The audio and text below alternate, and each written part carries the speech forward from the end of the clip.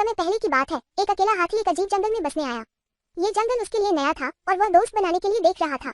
वो सबसे पहले एक बंदर से संपर्क किया और कहा, नमस्ते बंदर भैया, क्या आप मेरे दोस्त बनना चाहेंगे? बंदर ने कहा, तुम मेरी तरह झूल नहीं सकते क्योंकि तुम बहुत बड़े हो, इसलिए मैं तुम्हारा दोस्त नहीं बन सकता। इसके बाद हाथी एक खरगोश के पास गया और वही सवाल पूछा।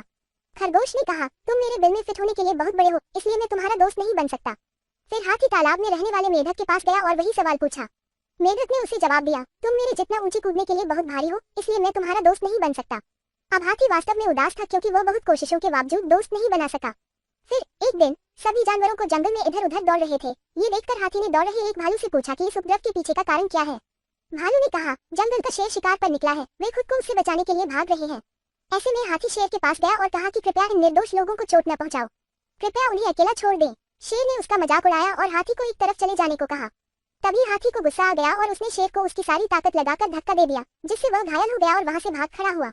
अब बाकी सभी जानवर धीरे धीरे बाहर आ गए और शेर की हार को लेकर आनंदित होने लगे।